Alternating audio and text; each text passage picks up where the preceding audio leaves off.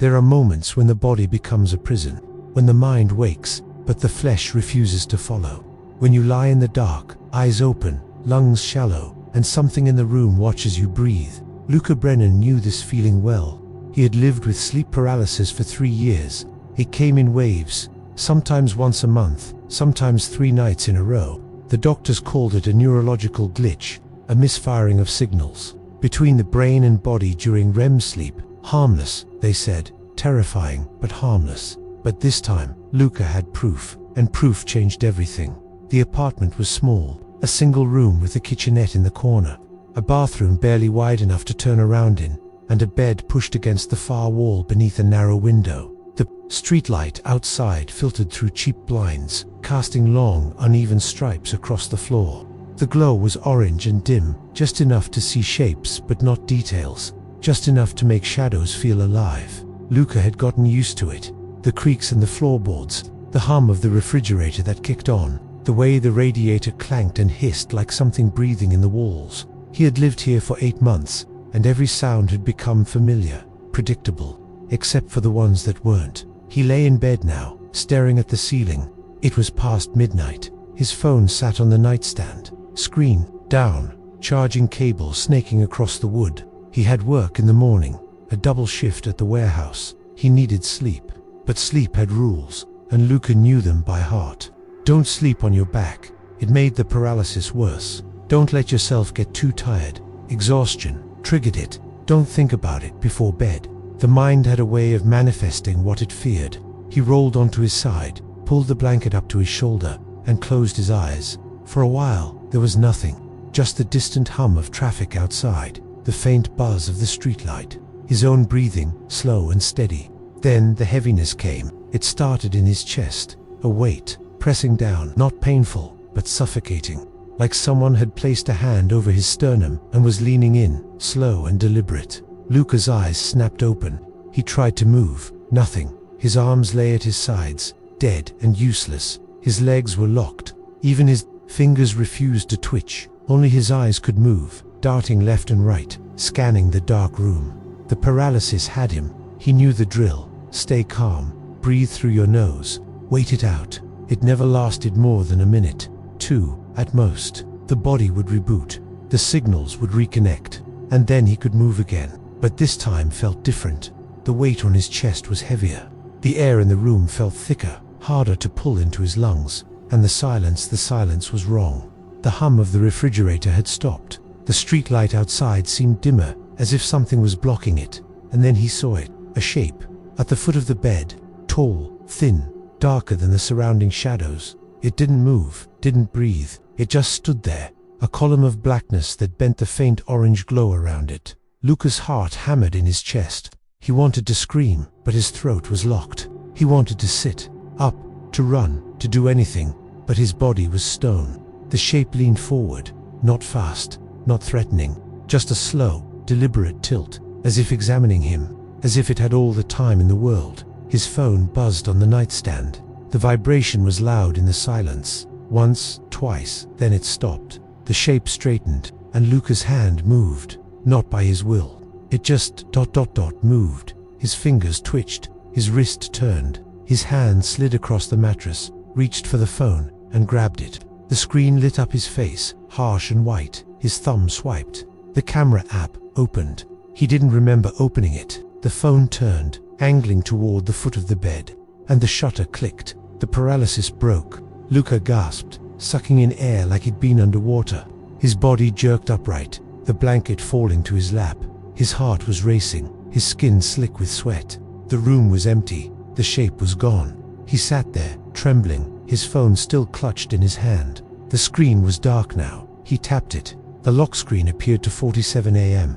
Then he saw the notification. New photo. His stomach twisted. He didn't want to open it. Every instinct told him to delete it, throw the phone across the room, pretend it never happened. But he tapped it anyway. The photo loaded. It was dark, grainy. The flash had gone off, casting a harsh white circle over the bed. His legs were visible at the bottom of the frame, tangled in the blanket. The rest of the room was shadow, but at the foot of the bed, there was something. A figure, humanoid, but wrong. Too tall, too thin. Its edges seemed to blur, as if it wasn't entirely solid. Its head, if it had a head, was featureless, just a smooth, dark shape where a face should be. But that wasn't the worst part. Behind the figure, visible in the reflection of the window glass, was something else, another shape, smaller, lower to the ground. Its outline was sharper, more defined. It crouched near the wall, just outside the edge of the frame, and it was facing the camera. Luca's hands shook. He zoomed in on the reflection. The image pixelated, but the shape was still there. Two eyes, or what looked like eyes, pale circles in the dark, fixed on the lens. On him, he dropped the phone onto the bed and stood up. The room felt smaller now, colder. He turned on the overhead light, flooding the space with harsh fluorescent white. Every corner was visible, every shadow accounted for. Nothing was there. He picked up the phone again. The photo was still on the screen. He swiped to the next image, hoping it was a mistake, a glitch. But there was no next image, just this one, taken at 2:46 a.m., 1 minute before he woke up. Luca didn't sleep the rest of the night. He sat on the edge of the bed, lights on, phone in hand, staring at the photo. By the time the sun came up, he had convinced himself it was fake, a trick of the light, a shadow cast by the blinds. The reflection in the window was probably just a stain on the glass, warped by the angle and the flash. It had to be. He went to work, spent 8 hours moving boxes, stacking pallets, trying to focus. But every time he closed his eyes, he saw the photo, the shape at the foot of the bed, the thing in the reflection. When he got home that evening, the apartment felt different, not visibly. Everything was where he'd left it. But the air was heavier, the silence louder. He walked to the window and examined the glass. There were smudges, fingerprints, but no stain, no mark that matched the shape in the photo. He pulled out his phone and opened the image again, zoomed in on the reflection. The pale eyes stared back at him. Then he noticed something new. In the background of the reflection, barely visible, was the corner of the bed, and on the bed there was a shape, lying down, covered by a blanket. Him, but the angle was wrong. The photo had been taken from his perspective, from where he was lying, so how could his own body be visible in the reflection? Unless the photo wasn't taken by him. Luca's throat tightened. He checked the metadata, location, off time, 2:46 a.m. device, iPhone 12, his phone, but not his hand. He didn't want to sleep. He made coffee, turned on the TV, kept the lights on, but exhaustion dragged at him. His eyes burned, his head felt heavy. By 1 a.m., he was lying in bed again, staring at the ceiling, fighting to stay awake. By 1:30, his eyes were closing. By 2 o'clock, he was asleep. The weight came faster this time. One moment, he was drifting. The next, he was awake, paralyzed, staring at the dark ceiling. The shape was already there. It stood closer now, not at the foot of the bed, but beside it, just inches from his face. He could feel the cold radiating from it, seeping into his skin. His breath fogged in the air. He tried to scream. Nothing came out. The shape leaned down, and Luca felt something touch his forehead, cold, smooth, like a finger tracing a line from his hairline to the bridge of his nose. His phone buzzed. Once, the shape pulled back, straightened, and then it was gone. The paralysis broke. Luca shot upright, gasping, his hands flying to his face. His skin was freezing. He grabbed his phone. New photo. His hands were shaking so hard he almost dropped it. He opened the image. This one was clearer. The flash had caught the shape midline, its featureless head inches from the camera. But in the window behind it, the reflection showed something different.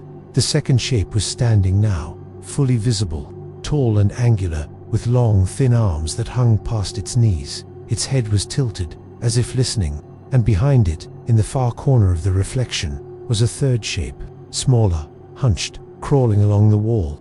Luca stared at the screen. Then he noticed the timestamp, 3:12 a.m. He looked at the lock screen, 3:11 a.m. The photo had been taken 1 minute in the future. Luca didn't leave the apartment for 2 days. He called in sick, stopped answering his phone. He sat in the corner of the room, back against the wall, lights on, watching the window. The photo gallery on his phone had grown.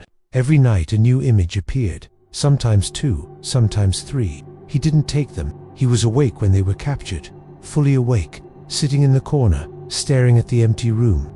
And yet, the shutter would click, the flash would go off, and another photo would appear.